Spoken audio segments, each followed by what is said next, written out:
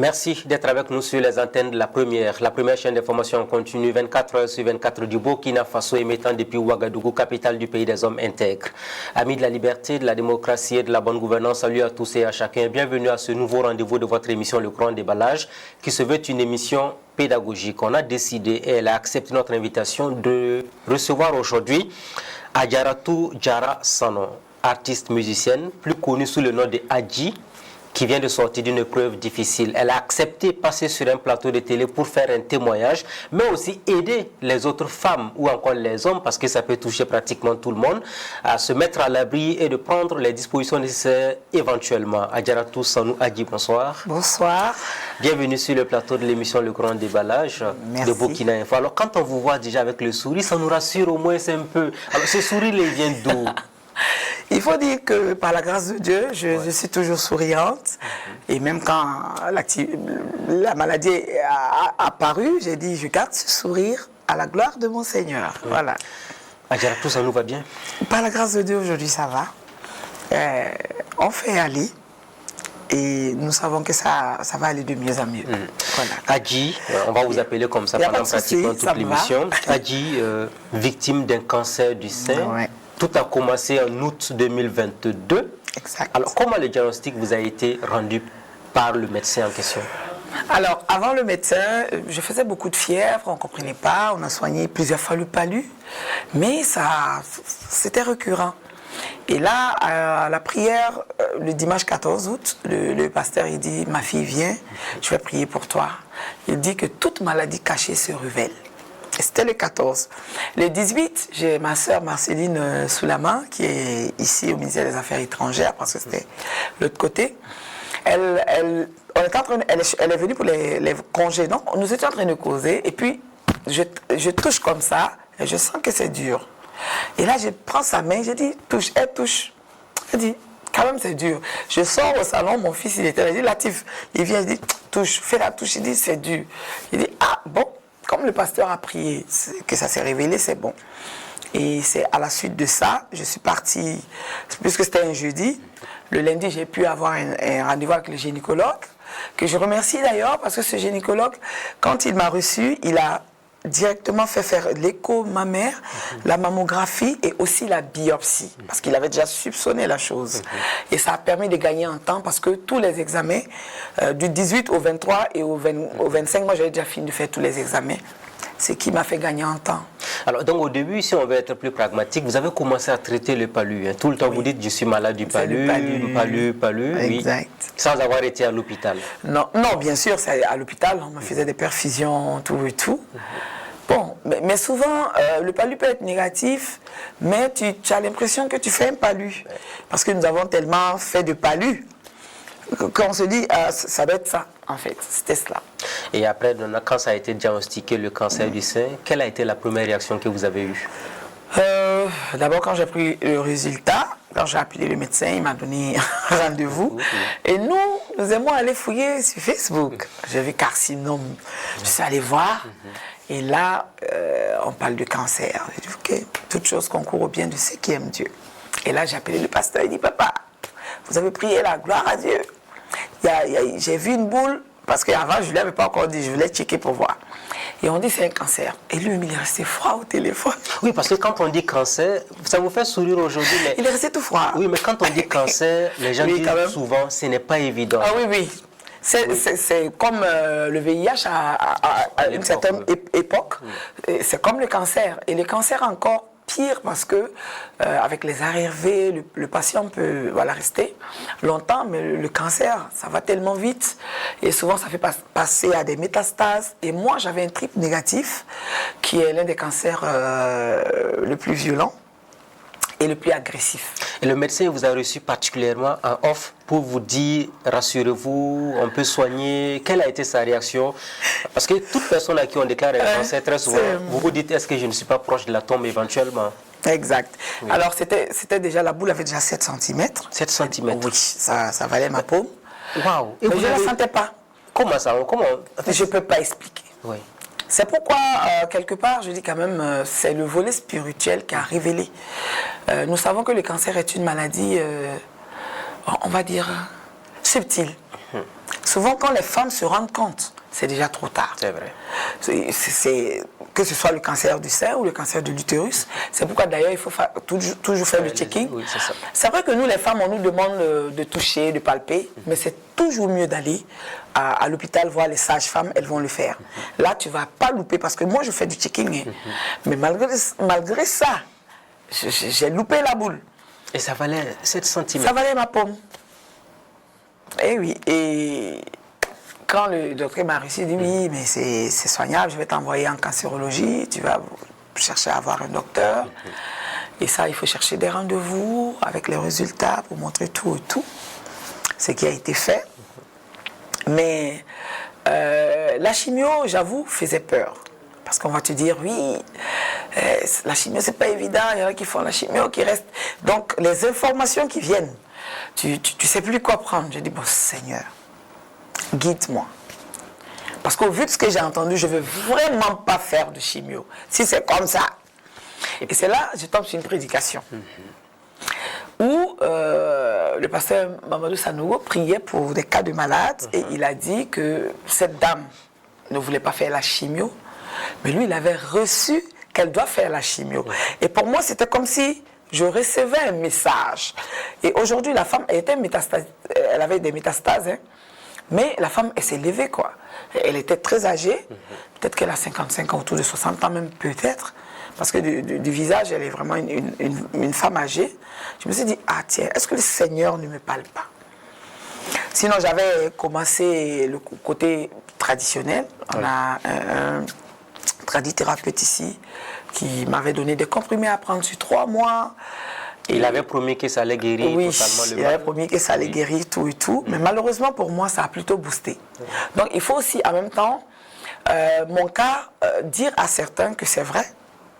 Il y a des produits qui peuvent aussi booster, ça dépend de l'histoire, de l'historique du cancer, en fait. Voilà. Et vous avez commencé la chimie au Burkina? Non. Par la grâce de Dieu, j'ai fait la chimie au Maroc. Il a fallu d'abord réunir de l'argent pour aller au Maroc. Est-ce que c'est le médecin qui a dit qu'il fallait aller au Maroc pour se faire soigner? Alors, ce n'était pas le médecin. Oui. C'est parce que j'attendais des résultats qui tardaient. Et je sentais que la boule prenait de l'ampleur. De l'ampleur. Et là, j'ai une maman, voilà, qui a sa soeur qui s'est soignée en Tunisie. Et qui a dit, bon, il faut aller en Tunisie, tout et tout. Et pendant qu'on était allé en Tunisie, j'ai ma grande soeur, Madame Maïga, que je salue au passage, qui a sa collègue qui est passée par là. Alors qu'il me dit, non, tu ne pars pas en Tunisie. Puisque j'ai ma collègue qui est passée par là, ça j'ai vu. Tu iras où elle ira.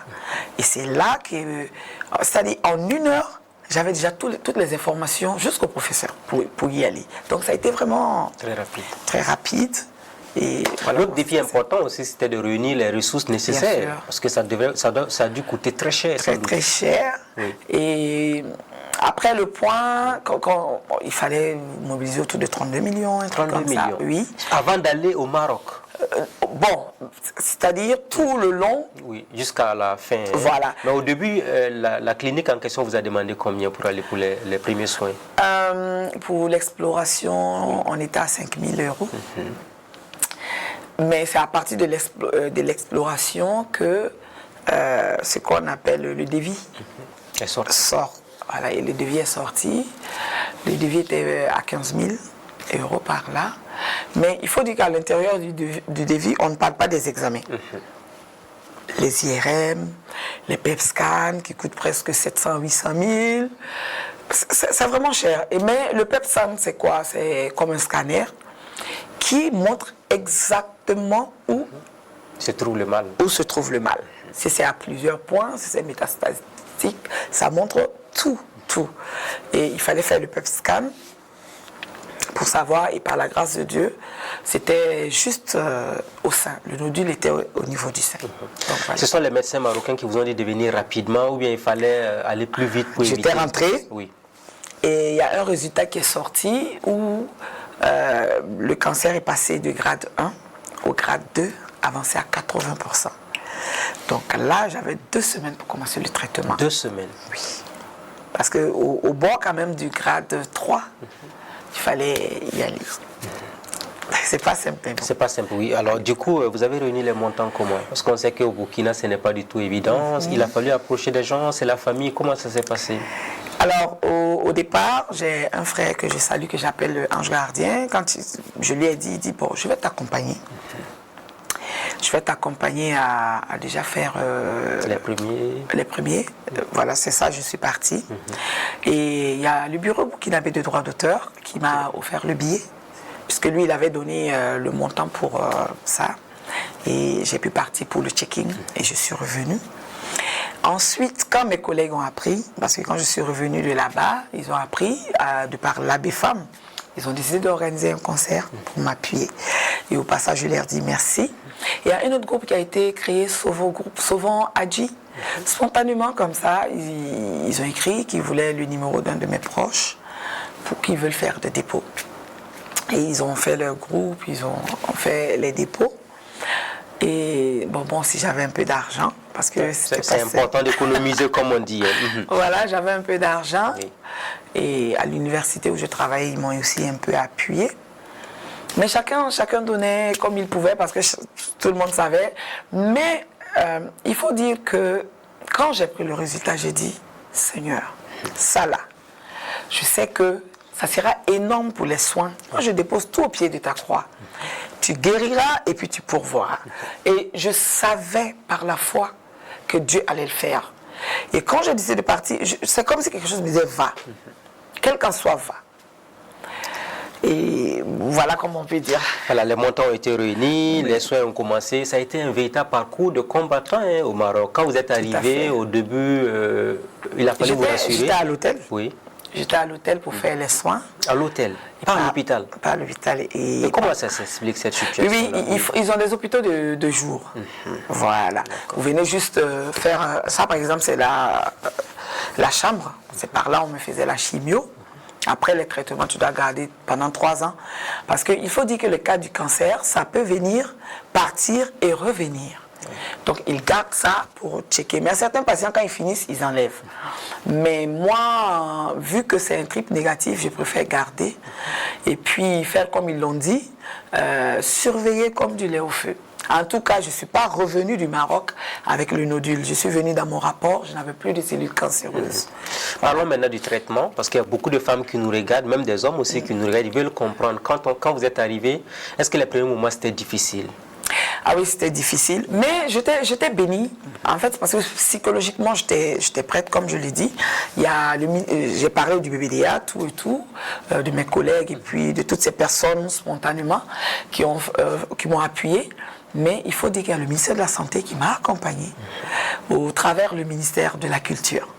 Donc, j'étais en paix. Parce que la première lutte allait d'abord de pouvoir regrouper tous ces sous, mais j'avais décidé d'aller étape par étape. Et puis la clinique avait dit qu'il n'y avait pas de souci, qu'il pouvait.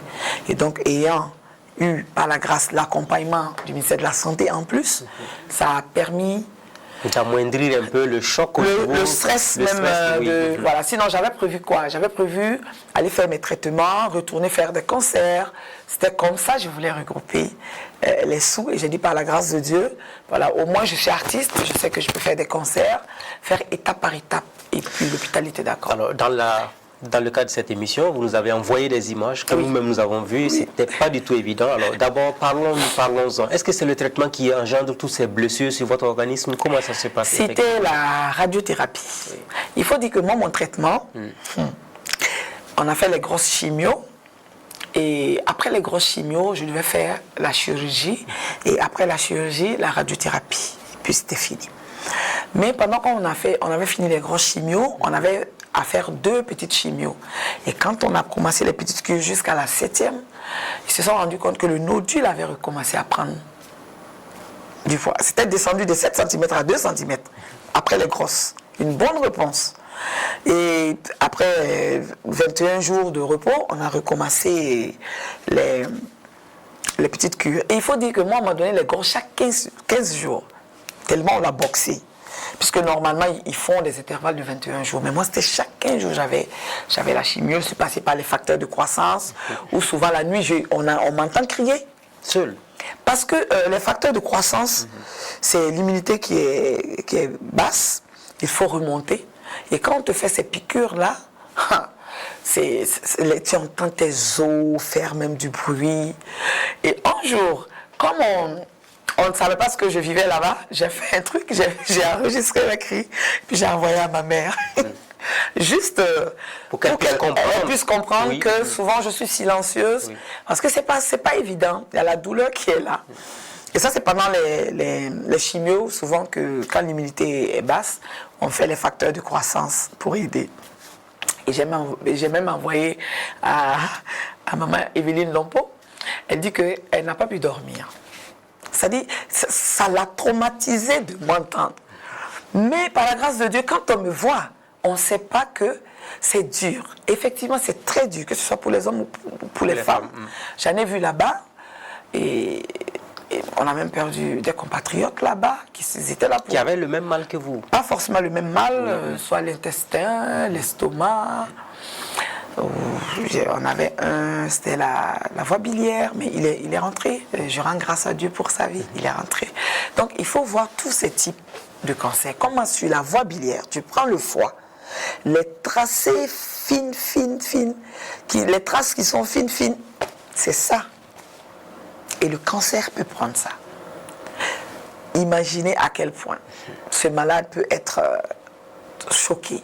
Parce que contrairement à nous, ceux du cancer du sein, on peut soit couper, faire l'ablation du sein. C'est vrai que c'est dur pour la femme. Parce que dans la tête d'une femme, ce qui fait sa féminité, c'est sa poitrine. Mais quand il y a un risque au-delà, on est obligé de faire l'ablation. Oui, mais pour votre cas exceptionnellement, apparemment, vous avez opté de ne pas faire l'ablation. J'ai pas opté. Ah. J'ai pas opté. Quand j'arrivais, c'était pour la conservation du sein droit. C'est ce qui était mentionné sur le document. Et c'est au fur et à mesure du traitement qu'il est sorti la conservation du sein, parce qu'ils ont renversé mon protocole, justement. Quand c'est passé de 2 cm, c'est remonté à 4 cm. Et remonté encore à 6. Ils ont décidé de faire la radiothérapie. Donc, ils ont stoppé les cures à 7. Donc, il y a 5 cures que je n'ai pas fait. Petite cure, hein. Et ils ont commencé la radiothérapie qui a ramené le nodule à 1. Et le temps même qu'on fasse mon opération, c'est de passer à 2,5. Pour dire tellement la violence et l'agressivité du cancer que j'ai. Les médecins ne vous ont pas dit qu'il fallait enlever le sein pour être sûr que vous allez... Ils voulaient enlever le sein. Ils voulaient enlever le sein. Au départ, ils ont mis ça. Mais c'est au fur et à mesure du traitement. Comme ça répondait peut-être... Justement, c'était ça. Oui. Et les plaies que vous avez vues, c'est la radiothérapie. Et quand les autres malades venaient du Burkina ou pas, moi, j'étais maintenant celle qui leur donnait des conseils pour dire utilisez le beurre de karité après la radiothérapie. Parce que moi, je mettais juste comme ça. Voilà ce que... C'est parce que j'avais vraiment été blessée. Hein. Vous avez vu les images. Et après la radiothérapie, ils ont réussi à refroidir 1 mois et demi. Et ensuite, ils ont fait la curithérapie. Non, la chirurgie d'abord. Et ensuite la curithérapie. Alors, vous nous avez envoyé également cette autre image où on a mis les aiguilles au niveau des seins. Ça faisait partie du traitement. Au départ, non. Oui. Vu qu'il y a eu le problème que la boule reprenait, ils ont décidé de faire la radiothérapie et ensuite la chirurgie, et ils ont décidé de joindre la curithérapie qui est d'envoyer des rayons dans le lit tumoral. Voilà. Et avec anesthésie ou sans anesthésie en ce moment-là? Tu rentres au bloc quand il s'agit de mettre les aiguilles. Mais pour l'enlever, c'est sans anesthésie. Sans anesthésie. Ah oui. Et j'ai dit au professeur Samdili, j'ai dit, mais professeur, comment vous pouvez endormir quelqu'un pour mettre ça et puis vous venez enlever ça? J'ai dit non, il faut anesthésier. Mais il faut reconnaître que pendant la chirurgie, on te anesthésie. Après, pour mettre ça, on te fait des anesthésies. Après, il faut savoir que ça ne permet pas la guérison aussi rapidement. Donc, du coup, ils ne mettent plus d'anesthésie pour enlever, mais c'est très, très douloureux. Très douloureux. Waouh. Ouais. Et je dirais que mon doux Jésus, je l'ai tellement crié quand on enlevait Jésus, on enlève un. Jésus, on enlève 2 jusqu'au 5. C'était vraiment pas simple. Ah, ça. Et votre cauchemar, c'était qu'on ne ramène plus encore ces aiguilles dans votre corps. Ah oui. Ils vous ont dit que c'était une seule fois qu'il fallait le faire et puis c'est fini. Non, quand on fait, ils ont fait 3 séances de curithérapie. Donc, quand ils font, ils attendent 6 heures encore, ils envoient. Et même quand on repart pour faire, le fait que l'anesthésie est partie, même pour te déplacer, te coucher pour pouvoir envoyer les rayons, ou quand tu veux aller à la salle d'eau toi-même, les aiguilles bougent. Hein. Ah ouais, c'est tout très douloureux. Oui. Et moi, comme je ne voulais pas rester couché, je voulais tout faire de moi-même. Voilà. L'autre aspect aussi de ce traitement, ce sont les pertes de cheveux. Oui. Comment vous les avez vécues? Comment ça s'est passé avec les agents de santé entre autres? Alors, je souris. Oui. Parce que j'avais refusé de donner contrôle à ce cancer. J'ai pris tout contrôle. Quand on m'a dit que la chimio allait faire tomber les cheveux, je devais faire les Black Summer Day le 12 novembre. Beaucoup m'ont dit oui, non, pleure pour toi, c'est les Black Summer Day, c'était les 20 ans. J'ai dit non, je refuse. Parce que si je donne cette victoire au cancer, je ne suis pas d'accord. Tout ce que j'ai prévu avant d'avoir le résultat, je le fais. Mais ce n'est pas de nouveaux projets avant la guérison. C'est ce que j'avais décidé. Alors, il y a des projets qui faisaient partie, dont notamment les 20 ans de Black Summer qu'on a fait. On a même fait un dépistage. J'ai fait dépister 160 femmes. Je remercie l'équipe qui nous a aidés à ça. Et finalement, on avait une petite de 17 ans qui a eu le bac cette année. On a trouvé une boule, mais après les biopsies, on a vu que c'était juste une boule, mais qui n'était pas cancérigène. Donc on va checker, on va surveiller tout ça. Mais pour dire que j'ai pris tout en avance sur lui. Et après la première chimio, je me suis coupé les cheveux courts pour pouvoir venir faire les Black Summer Days. Mais dès que je suis reparti, je me suis fait raser. Totalement rasé. Boule à zéro. Et je me rappelle que le monsieur il dit non, je ne rase pas, madame. Quand je me suis retournée, j'ai dit, vous savez, je dois faire la chimio. Et je ne veux pas que ce soit les produits qui fassent tomber mes cheveux. Excusez-moi. Hein. Et il y a quelque chose qui est tombé dans mes yeux. Et là, le monsieur, il m'a mis la boule à zéro et il n'a même pas, ça faisait 110 dirhams, mais il n'a pas pris.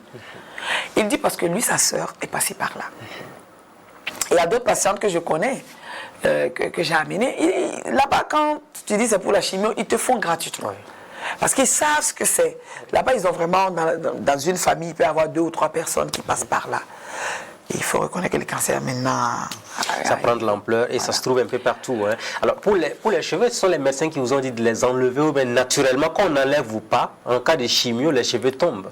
Alors, ce n'est pas tout qui tombe, mais pour éviter d'avoir ce choc émotionnel, j'ai décidé d'enlever. Voilà, c'est mieux. Souvent, c'est mieux d'avoir tout en main. Voilà, parce que quand tu vois beaucoup de patients, c'est le côté aussi psychologique parce qu'elles ont de longs cheveux, des beaux cheveux. Et quand elle va vouloir mettre la main, ça va lui rester entre les mains. C'est pas simple. Moi, ce côté allait beaucoup me toucher. Parce que j'aimais tellement faire les chions, les trucs. J'ai dit non. Et puis, j'ai pris le cas des hindous. J'ai dit, mais les hindous donnent leurs cheveux chaque année à leur Dieu. Bon, moi, je décide de raser et puis je mets au pied de la croix. C'est vrai que quand quelqu'un entend comme ça, ça fait rigoler. Mais c'est très, très important de prendre tout en main dans ce cas. Là, on sait que c'est de nous-mêmes, de notre volonté qu'on a eu à faire. Et là, on est encore plus guerrier dans ça. À l'analyse, ce traitement aura duré pratiquement toute une année hein, quand on regarde. Est-ce que dès le début, les médecins vous avaient dit que ça allait prendre autant de temps? Alors, normalement, ils avaient dit que c'était 10 mois, donc en août. Mais en mai, ils ont déclaré que je n'avais plus de cellules cancéreuses. Ce qui a fait que je suis rentrée, me reposer un peu. Et je dois partir sûrement ces temps-ci pour le checking. Parce qu'il faut aussi checker chaque 3 mois. Chaque 3 mois? Chaque 3 mois sur 1 an. La chirurgienne me disait aussi que comme j'ai eu la curithérapie, je peux faire 4 mois, c'est-à-dire 3 fois l'année. Mais il faut beaucoup checker dans le cas du triple négatif surtout. Parce qu'il y a des cancers qui sont hormonodépendants. Moi, par exemple, après, on m'a mis sous Zeloda, un médicament que je prends... Pratiquement, je prends 7 comprimés par jour parce que tu prends un à jeun et puis 3 matins, 3 jusqu'à présent. Jusqu'à, c'est sur 6 mois, je dois prendre. 6 mois? Oui. Mais là, 7 comprimés par jour pendant 6 mois? Pendant 6 mois et 2 comprimés pour le volet anémie pendant 3 mois. Et ça, c'est 2 comprimés. Donc, du coup, j'ai 9 comprimés par jour. À ne pas rater, hein, vous devez. À ne pas rater. En fait, oui. Tu fais 14 jours de prise des Zeloda, tu as 1 semaine de pause. Puis tu reprends. Tu vas faire le NFS pour voir si l'immunité n'a pas baissé et autres. Et moi, l'immunité était basse tout récemment, donc elle m'a fait arrêter parce que je faisais un palu. Et là, il faut traiter le palu, attendre le résultat négatif et puis reprendre. Voilà, et tout en prenant tous ces comprimés, là aussi, il y a des interdictions alimentaires qui vous sont imposées. Qu'est-ce qu'on vous a dit à ce niveau-là? Vous rentrez au pays, il faut faire beaucoup attention à ce qu'on mange. Tout à fait. Oui. Moins de sucre, de préférence des aliments déjà comme la papaye, déjà sucrée, l'orange et autres. La patate, les yams, c'est pas mal. Et faire beaucoup plus attention aussi au taux du maïs blanc, parce qu'ils mettent de l'engrais. Par contre, le maïs jaune, on ne met pas d'engrais, ou le maïs souvent rouge, le sorgho est très bien, le petit mil. Donc, il faut vraiment checker. Et même le pain que nous achetons, il y a du pain complet, c'est ce qui est indiqué pour des personnes qui ont traversé ou bien qui traversent des périodes difficiles à cause du cancer. Vous êtes permanemment en contact avec votre médecin pour se rassurer, ou bien tous les jours pratiquement? Même hier, je l'ai écrit. Hier aussi, j'ai été voir un cancérologue. Parce que, Burkina ici? Oui, oui. En fait, parce que là où elle a fait l'incision, j'ai vu que ça a commencé à durcir, j'ai appelé un professeur ici, après avoir vu aussi le médecin, donc qui m'a rassuré de faire une mammographie, et aussi ils m'ont dit de faire une mammographie, mais il faut toujours checker comme je l'ai dit. Voilà. Mais c'est sur la ligne de l'opération, là ça a commencé à durcir là-bas. Mais elle m'a dit, ayant reçu des rayons, ayant reçu la curithérapie, tout ça peut favoriser. Ces fameuses aiguilles, voilà. Encore une fois de plus. C'est ça, c'est pas simple. Oui, c'est ça. Voilà. Mais quand on finit ça, tu sens que le sein est plus dur que l'autre sein. Mais au fur et à mesure, ça commence à lâcher. Il y avait des points noirs à cause de la radiothérapie qui a noirci ce côté. Mais ça commence vraiment à... Vous l'avez vu même sur la photo. Oui. On sent des... Est-ce que souvent on vous a rassuré? Parce que souvent on vous dit à certaines femmes qu'elles sont guéries et entre-temps il y a une résurgence de la maladie. Oui. À ce niveau, est-ce qu'on vous a rassuré que tout est fait pour que ça ne revienne plus dans votre corps? Alors ça, avec le cancer, on ne peut pas le dire à 100%. Oui. Parce que je lisais une grande actrice française qui a lutté contre le cancer, qui a passé ses 5 ans, puisqu'il faut surveiller pendant 5 ans. Et la rémission totale, généralement on dit après 5 ans. Et elle a fini ses 5 ans. Et 3 mois après les 5 ans, le cancer est revenu. Donc, c'est un checking permanent. Imaginez, elle a fini ses 5 ans. 3 mois après, il se pointe. Et donc, ce n'est jamais à 100%. C'est pourquoi je disais tantôt que dans le rapport du retour, oui, je suis venu vraiment sans cellules cancéreuses. Et nous allons prier que ça reste ainsi en fait.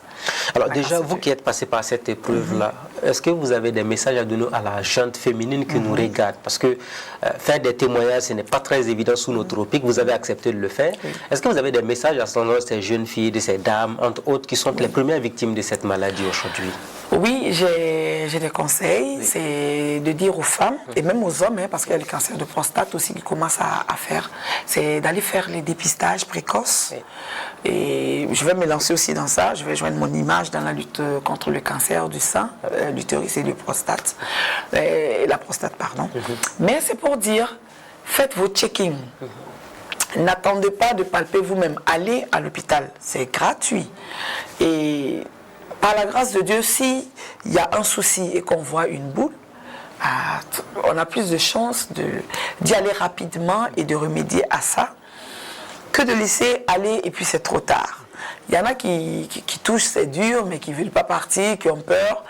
Par la grâce de Dieu, l'État burkinabé accompagne maintenant dans la lutte contre le cancer du sein, les traitements. Oui, il y a même un centre de radiothérapie à Bogo ici au Burkina. Ici, même s'ils ont quelques difficultés de fonctionnement. Ils ont essayé de remettre, parce qu'il y avait une panne, ils ont essayé de remettre ça en fonction. Pour dire, c'est toujours mieux de checker que de rester dans l'inconnu. C'est toujours mieux de savoir. Ça te permet de travailler sur l'hygiène à suivre en cas de cancer ou pas, pour l'éviter, soit si le cancer est là, pour le réaliser. Est-ce que les médecins vous ont dit, chaque fois quand il y a un diagnostic, à la limite, à temps, on peut sauver la personne? Mais bien sûr. À 100%. Ça, Parce que votre cas, vous avez dit, j'ai noté en préparant l'émission, c'est un cancer de sein grade 2. Ça veut dire clairement qu'on était à un niveau très élevé et on est parvenu à vous sauver. Donc les jeunes ou les dames qui nous regardent ou les hommes, c'est mieux d'anticiper pour se mettre à l'abri. Oui, tout à fait.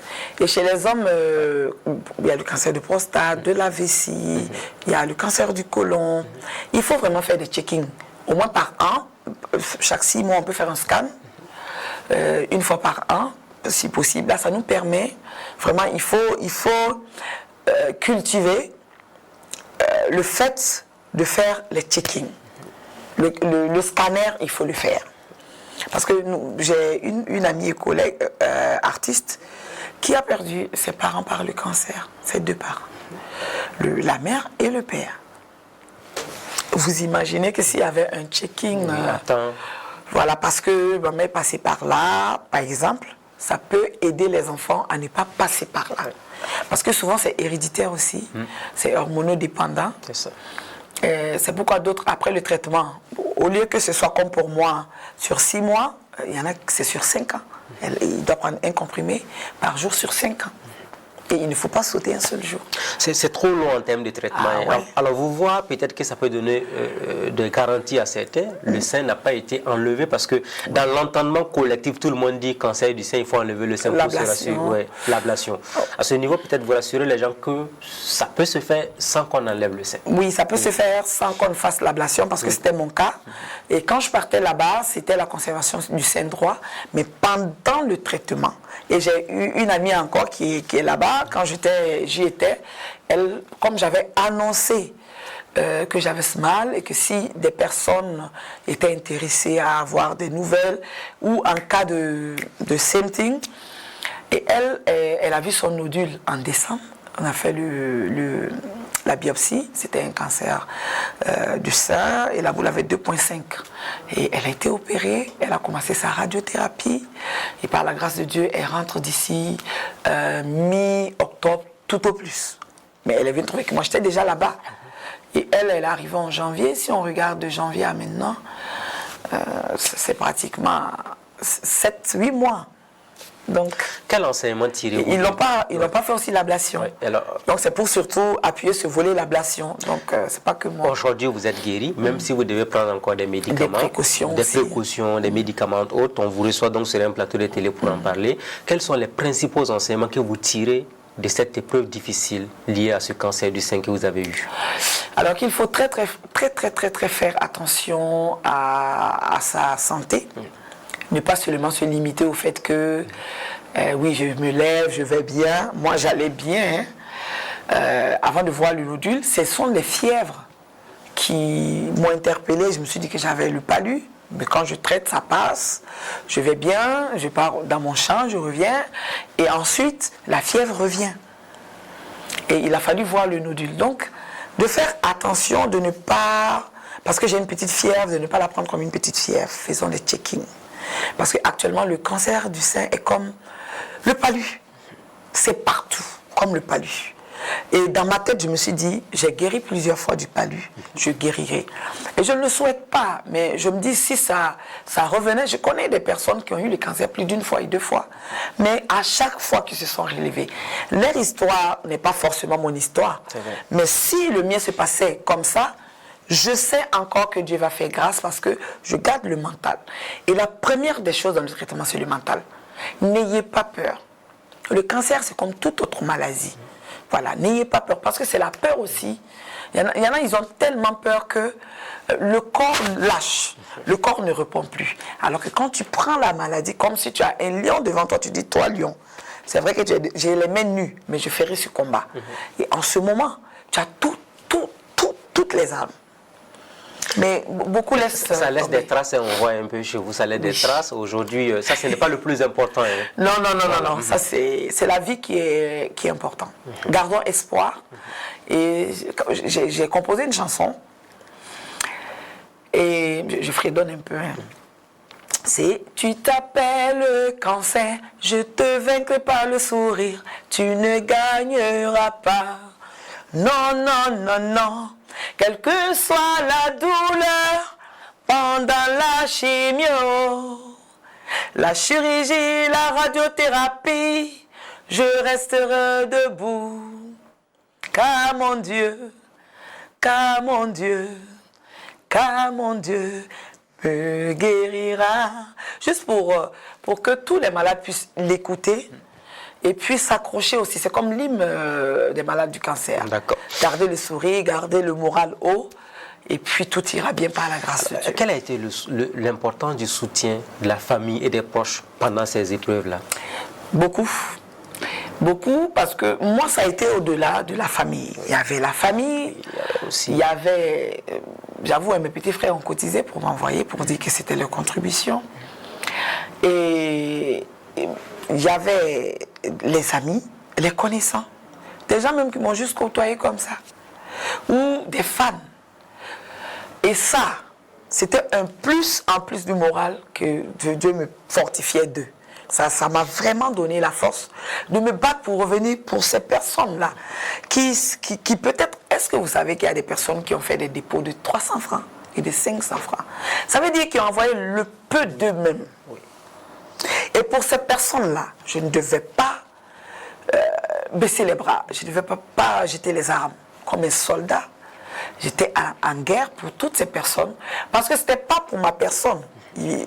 Il faut le dire, il y a d'autres personnes qui font ce combat et nous sommes des personnes plus vues parce qu'on est artistes. Tout le monde nous connaît et c'est à nous de donner la force aux autres. Et c'est cette force-là que je veux être pour les autres. La solidarité nationale vous a porté visiblement pour vaincre le mal. Oui, je suis bénie par toutes ces réactions et je bénis la vie de toutes ces personnes.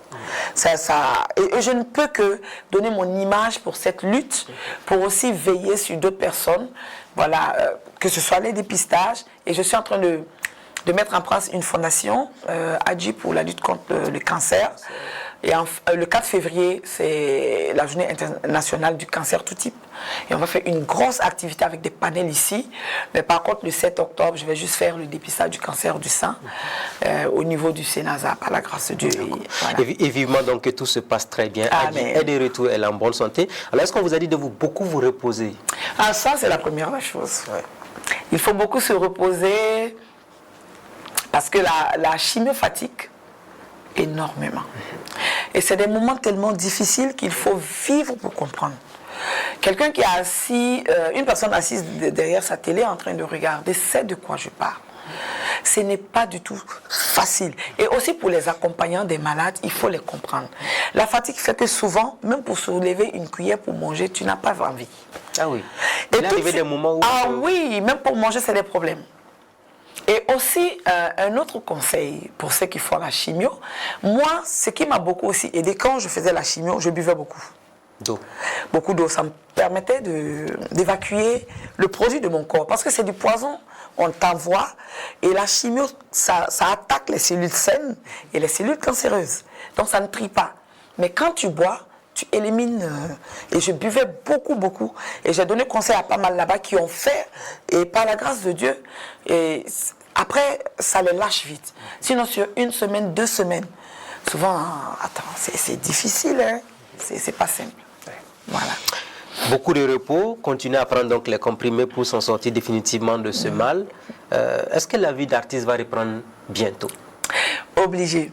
Parce qu'il faut payer les factures. Donc on ne peut pas lâcher.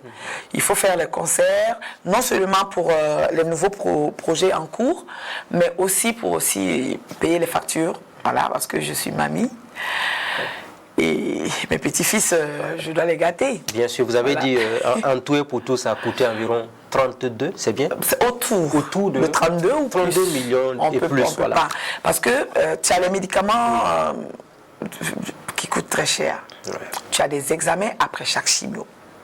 Tu as la maison où tu vas habiter qui coûte peut-être 500 000. Parce que tu ne peux pas rester continuellement. Et par la grâce de Dieu, le ministère de la Santé avait un partenaire, ce qui a permis de vraiment me soulager gros comme ça. Sinon, ça allait être vraiment une lutte. Est-ce que vous êtes sorti endetté de cette maladie? Non. Vous n'avez pas de dette à payer par rapport à la maladie? Non. Ça, c'est une grâce de Dieu, comme on a envie de le dire. C'est une grâce. Félicitations. Par contre, certaines personnes vendent leur maison. Je me souviens, la grande soeur qui m'a dit d'aller au Maroc, elle m'a demandé, tu as un terrain pour garantir, pour partir. Et beaucoup ont fait ça. Beaucoup étaient obligés de vendre tout ce qu'ils avaient pour pouvoir aller pour ce combat. C'est pourquoi, vraiment, quand la fondation sera mise en place, j'ai des partenaires déjà que je commence à checker en Irlande et même au Maroc pour déjà la prise en charge des biopsies. Parce que c'est coûteux de faire ces examens déjà. Et après ça, j'aurai des soutiens de produits, des comprimés et autres. En tout cas, c'est en très bonne voie. Et je rends grâce à Dieu pour ça. Rendons grâce donc à Dieu, comme vous l'avez dit, félicitations. Merci. Et puis voilà, mais je voudrais qu'on ouvre peut-être c'est la dernière partie de l'émission. D'accord.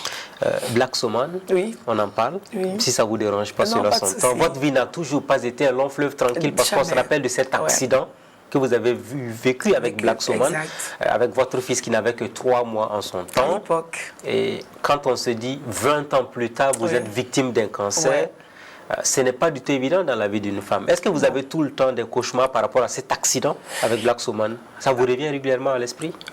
Plus maintenant. Oui. Parce qu'il faut dire qu'après l'accident, il y a eu beaucoup de prières. Et après aussi son décès, je me suis vraiment confiée à Dieu. Parce qu'il faut dire que lui et moi, on avait eu aussi une fille. Et malheureusement, qui est partie 5 mois, 3 jours avant lui. Donc, vous voyez ce que j'ai vécu. Et tout ça me peut faciliter. C'était le 16 mars 2002 qu'il est parti. Oui. Mais c'est pour dire que tous ces événements même peuvent favoriser. Oui. Parce qu'on peut le constater en milieu de banque, il y a beaucoup de cancers. Parce qu'il y a un stress énorme là-bas. Je ne dis pas aux gens de ne pas travailler là-bas, mais d'essayer de souvent prendre des bols d'air. Et des femmes qui passent par des difficultés peuvent aussi se retrouver trop de stress et autres. En plus du côté hormonal, hormonodépendant, ou les pilules même qu'on prend qui peuvent favoriser ça. Il ne faut pas oublier ça. Donc, j'ai beaucoup souffert quand il y a eu l'accident de Black. Oui. Et j'ai été beaucoup peinée parce que certains ont pensé que je l'avais laissé alors que non. Je suis restée à son chevet. Oui. Jusqu'à son départ pour récupérer ses droits à Abidjan. Et c'est là-bas finalement qu'il est resté. Il était parti pour récupérer ses droits avec Bamradi, son ami. Et il est resté là-bas. Donc véritablement, je n'ai pas de remords, que je ne m'en suis pas occupée. C'est vrai qu'on a entendu beaucoup de choses par rapport à ça. Oui, il y a eu beaucoup. Et ça aussi, ça a dû vous fatiguer énormément. Très. Parce que ça fait très mal quand tu te sacrifies. J'avais 17 ans quand je faisais notre premier. 17 ans. J'avais 17 ans. Oui. Et souvent, je me disais que toutes ces personnes qui sont en train de m'accuser ne connaissent pas mon histoire. Oui. Par la grâce de Dieu, quand j'étais à Fada, j'étais jeune, c'est vrai, mais moi j'ai rencontré Black, j'avais 16 ans. Et c'est ma passion pour la musique. Je faisais des activités socioculturelles pour toute personne qui m'a connue à Fada. Au passage, je remercie mes anciens collègues, les anciens élèves de Bogandé qui ont fait un geste depuis Bogandé pour moi et dire que... Vous êtes connu quand on avait 16 ans. Moi j'avais 16 ans. Oui.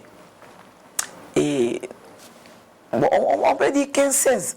Il y a Toussi qui l'a connu aussi, pratiquement quand on avait 16 ans et demi, 17 ans. Toussi, je parle de l'épouse de Martin Thierry. Donc, voilà un peu l'histoire.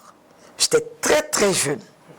Et pour une petite de 17 ans, tout ce que j'ai traversé jusqu'à son départ n'était pas simple parce que je n'étais qu'une enfant. Même souvent, aujourd'hui, il y a des femmes qui sont mûres, qui ne peuvent pas gérer ce que j'ai supporté. Et je rends grâce à Dieu qui m'a fortifié à cette époque. Avoir un enfant à 17 ans et après on accuse de tout. Mais j'ai dit, c'est pas grave. J'ai dit, Seigneur, je pardonne toutes ces personnes. C'est comme le cancer. Il y en a qui ont dit que c'est un leurre, c'est un buzz. Enfin, moi, pour toute personne qui connaît Adi, c'est que je ne rentre pas dans ça. C'est vraiment une réalité. Au travers des images que vous avez, vous voyez que j'ai vécu vraiment quelque chose. Et même l'histoire du deuxième enfant, on n'en a pas beaucoup entendu parler. Mais qui est parti un peu. En fait, quand il partait avec Bamradi, il vit encore, il savait que j'étais enceinte. C'est après, j'ai accouché d'elle, et Bamradi est au courant. On s'est... Bon, ça c'est la cuisine interne. Oui, bien sûr, voilà, c'est du passé. Mais il y a eu quand même des biches-biches, et puis malgré la grossesse, comme on me connaît guerrière, je suis restée dans le combat. Parce qu'au départ, moi, je ne voulais pas qu'il parte à Abidjan pour ses droits, mais par contre que un maître, un huissier ou un avocat puisse le faire. Et c'était en bonne voie avec Jat Music.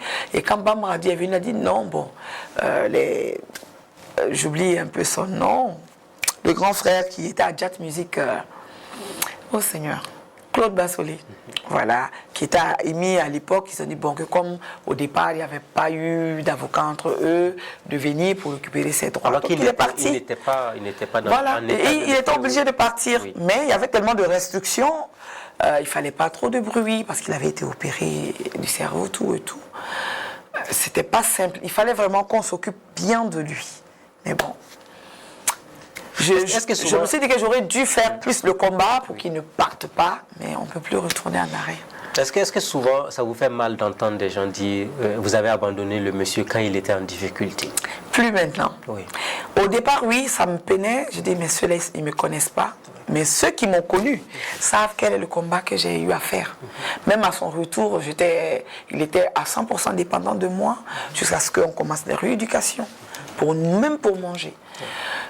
Mais Dieu a permis que j'ai des bons parents qui m'ont dit tu restes, tu t'occupes, parce que aussi c'est l'éducation que tu reçois. Et vraiment, je me suis occupée de lui à 200%.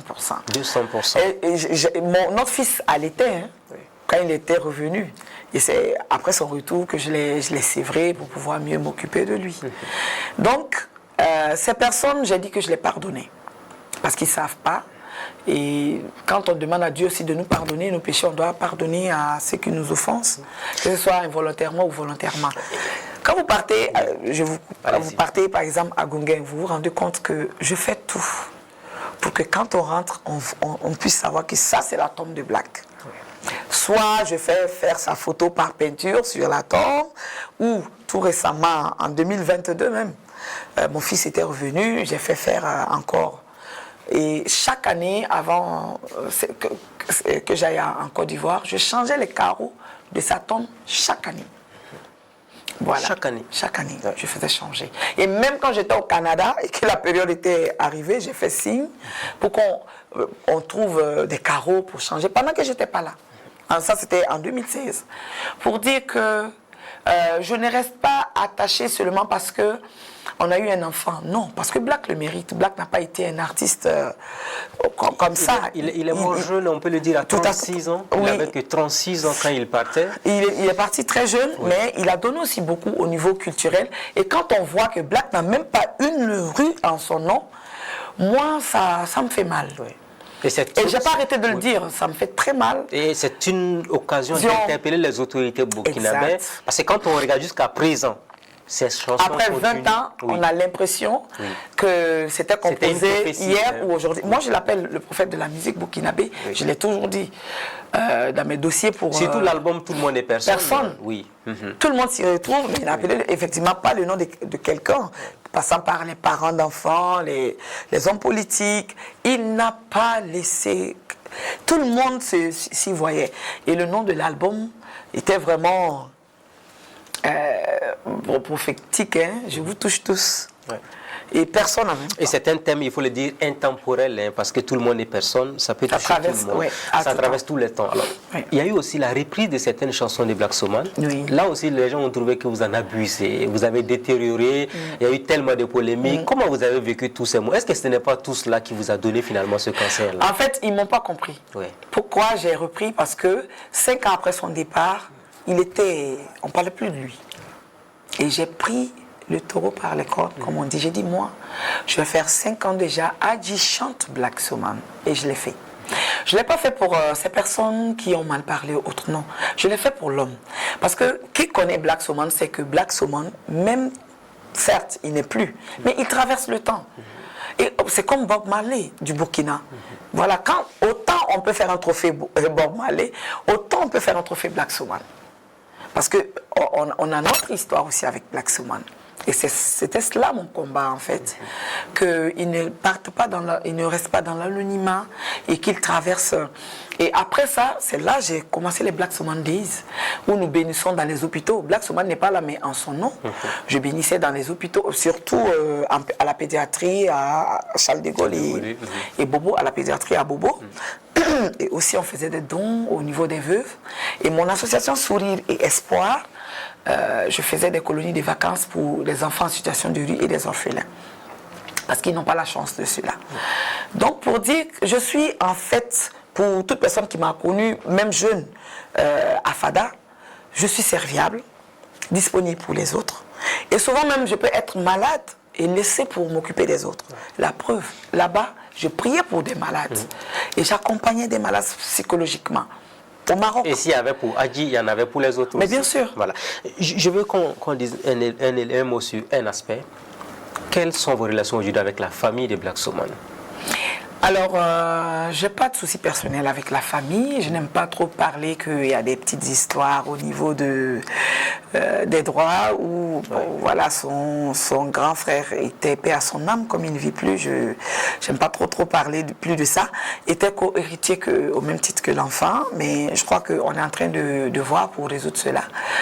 Parce que, bon, je ne savais pas que la question allait venir, comme on ne veut parler que de ma santé. Le volet était un peu complexe. Parce que son grand frère, à l'époque aussi, s'appuyait sur Black. Et il y a eu le partage où 50% des droits revenaient à l'enfant et 50% à son frère.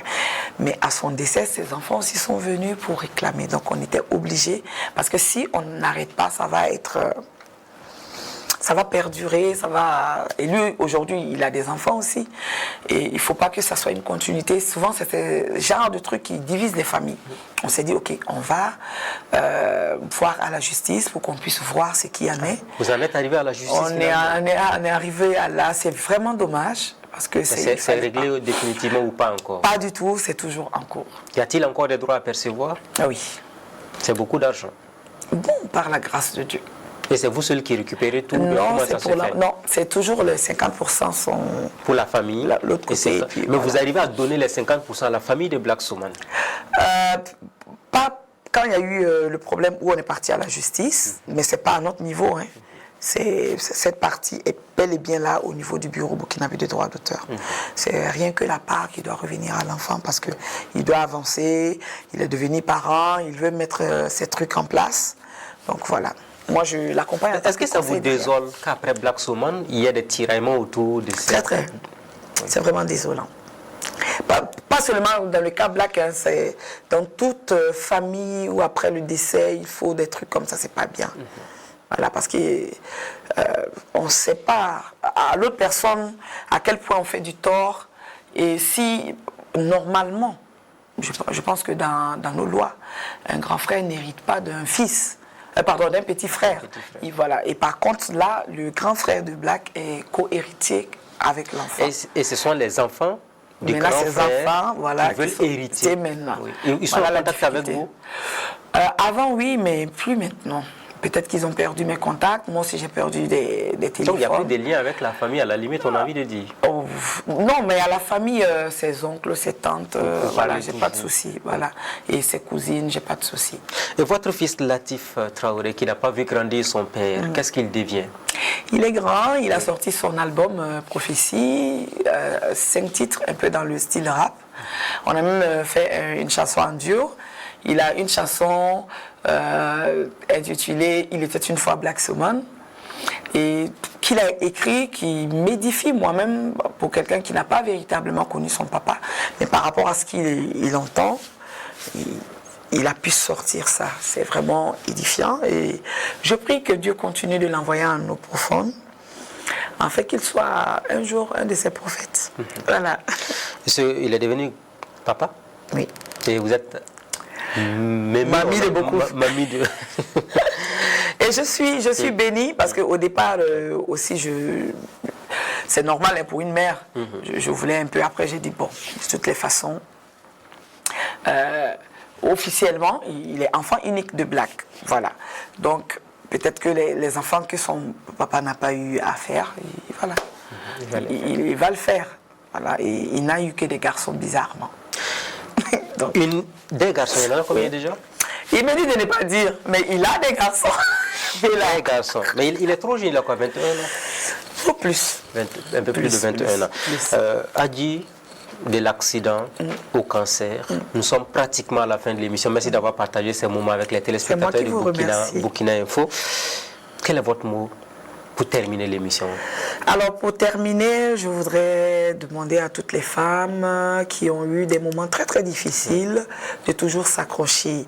On peut se dire que c'est la fin, on est en train de sortir, de voir le bout du tunnel et comme moi, je pensais que c'était ouf, un ouf de soulagement et top. Voilà le cancer qui est venu, mais je n'ai pas baissé les bras. J'ai eu confiance en ce Dieu qui m'a fortifié dès le départ et qui m'accompagne toujours. Donc, mes chères sœurs, restez fermes, accrochez-vous au Seigneur, il va faire grâce. Et aussi aux hommes et aux femmes, là c'est homme avec grand H, faites le checking, vraiment faites vos bilans, parce que le cancer est devenu subtil par rapport à ces huiles que nous utilisons, et même ça dépend, on ne sait pas comment c'est conservé et autres. Et beaucoup de personnes font pas mal de fabrication en mettant des produits toxiques. Tout ça favorise le cancer. Et même souvent, pour les poulets de 21-45 jours, il faut en consommer, oui, mais faites toujours attention. Donc, il y a pas mal de l'alimentation, pas mal de facteurs. Ouais. Voilà.